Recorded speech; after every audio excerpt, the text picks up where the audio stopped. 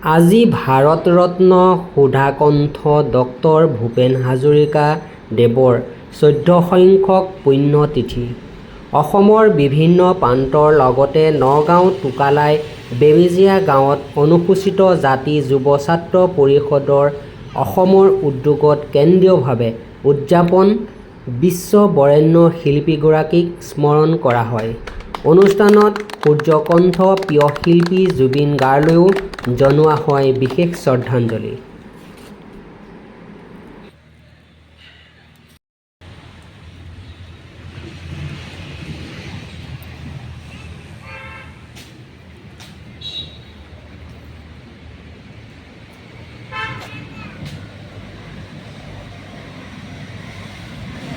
Doctor Bhupen Hazarika দেৱক বন্তি প্ৰজ্বলন কৰিবৰ কাৰণে আমাৰ কেন্দ্ৰীয় সভাপতি শ্ৰী ৰূপল দাস ডাঙৰীয়াক অনুৰোধ জনাইছোঁ। লগতে আমাৰ সভাপতি পংকজ বনিয়াক সহায় কৰিবলৈ অনুৰোধ। কলিজাৰ কেঁচা মঙহৰ দৰে টুকুৰা আমোদটো আৰু প্ৰজন্ম ক্ষেত্ৰৰ অকল্পনীয় যি মহাপ্ৰয়াণ ঘটিলে আঁতৰি আহিব পৰা নাই। কিন্তু আকস্মিকভাৱে যোৱা পৰহি দিনা নিশা আন্তঃৰাষ্ট্ৰীয় খ্যাতিসম্পন্ন এগৰাকী বাঁহীবাদক সঁচা অৰ্থতে মাটিৰ শিল্পী আজি 5 নৱেম্বৰ, আজিৰ এই দিনটোতেই সুধাকণ্ঠ ভাৰত ৰত্ন মহান মনীষী আমাৰ অসমৰ সম্পদ ডক্টৰ ভূপেন হাজৰিকা ডাঙৰীয়াই অসমীয়া জাতিক সাগৰত ডুবাই থৈ মহাপ্ৰয়াণ ঘটিছিলে। তেখেতৰ এই মৃত্যু দিনটোত আৰু আমি অনুসূচিত জাতিৰ সমাজখনেও তেখেতক স্মৰণ কৰোঁ। বিগত সময়ছোৱাত ৰাজ্যখনৰ বিভিন্ন অঞ্চলত বৰ্ণাঢ্যভাৱে এই অনুষ্ঠান আমি আয়োজন কৰি আহিছিলোঁ। কিন্তু এইখিনি কথা সুকীয়া।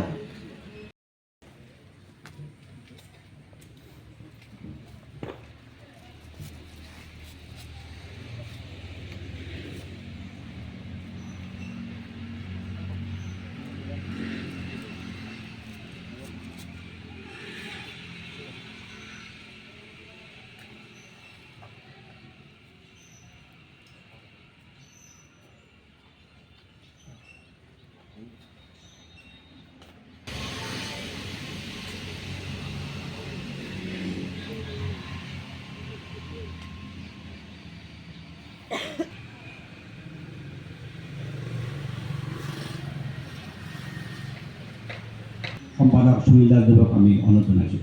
আৰু লগতে কেন্দ্ৰীয়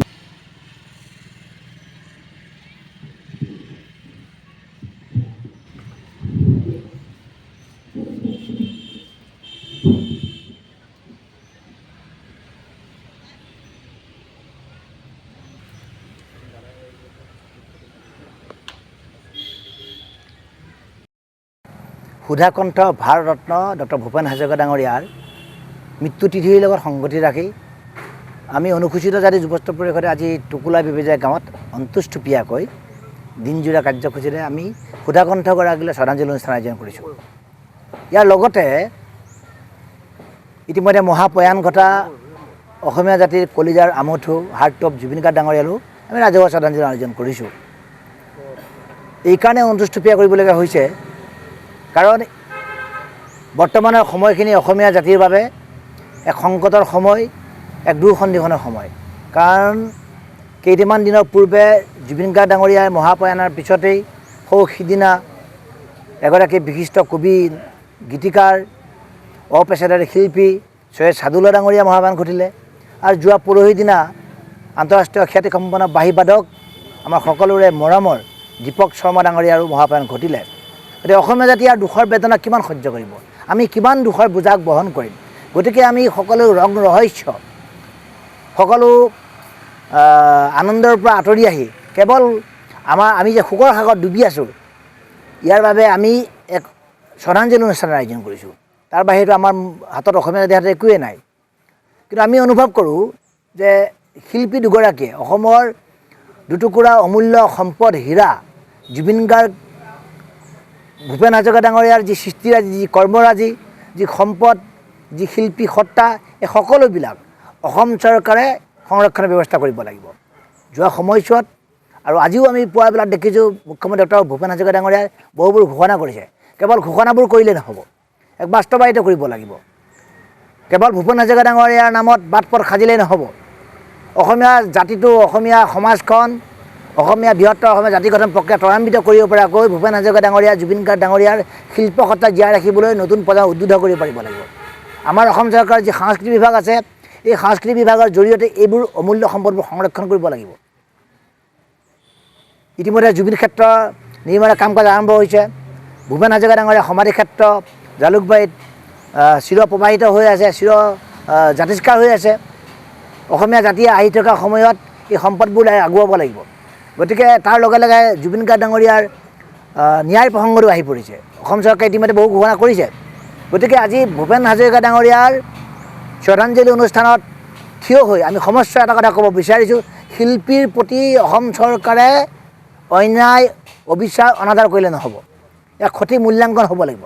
শিল্প সত্তা, শিল্পী সৃষ্টিৰাজি সঠিক মূল্যাংকন হ'ব লাগিব। আৰু জীৱিত কালতেই শিল্পী, যিসকল শিল্পী আৰ্থিকভাৱে পিছপৰা, তেওঁলোকক সকাহ দিব লাগিব। মৃত্যুৰ পিছততো আৰ্থিক সকাহৰ বস্তুটো অবান্ধ হৈ পৰে। আৰু গতিকে কৈছোঁ যে যোৱাকালি দীপক শৰ্মা আমাৰ মাজত হেৰাই গ'ল, এক আৰ্থিক অনাটনৰ মাজত তেখেতে যাত্ৰা কৰিলে। গতিকে আহি থকা সময়ত অসম চৰকাৰে শিল্পীসকলৰ বাবে শিল্পী ন্যাস গঠন কৰক, বৃহৎ পৰিমাণৰ ন্যাস গঠন কৰিব লাগিব।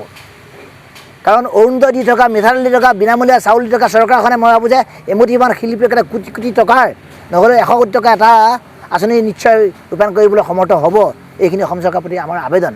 এটা জাতীয় সংগঠন হিচাপে, এটা জনগোষ্ঠীয় সংগঠন হিচাপে আমি অসম চৰকাৰৰ আহ্বান জনাইছোঁ, দাবী জনাইছোঁ যে শিল্পীৰ মৰ্যাদা দিয়ক। অসমীয়া জাতিয়ে নিজৰ আৱেগ ঢালি দিছে, প্ৰাণ ঢালি দিছে। দিনে নিশাই শিল্প সত্তাক লৈ অসমীয়া জাতি আৱেগিক হৈ আছে। গতিকে সঠিক সময়ত সঠিক মূল্যায়ন কৰিবলৈ আমি অসম চৰকাৰৰ আহ্বান জনাইছোঁ। হ'ব।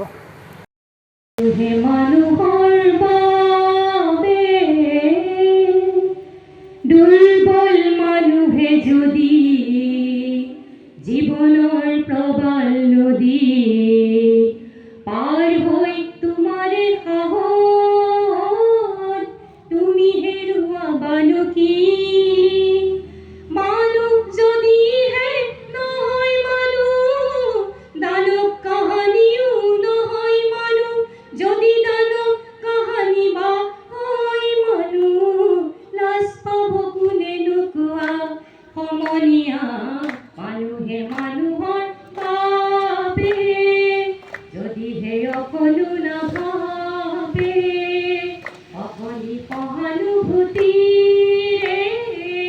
ভাবিব কোনেনো কোৱা? সমনীয়া মানুহে মানুহৰ বাবে। মানুহে মানুহক বেচিব খুজি, মানুহে মানুহক কিনিব খুজি, মানুহে মানুহক বেচিব খুজি, মানুহে মানুহক কিনিব খুজি। পুৰণি ইতিহাস দোহাৰিলে ভুল জানো নহ'ব কোৱা? সমনীয়া মানুহে মানুহৰ বাবে যদিহে অকণো নাভাবে, অকণি সহানুভূতিৰে ভাবিব কোনেনো কোৱা? সমনীয়া মানুহে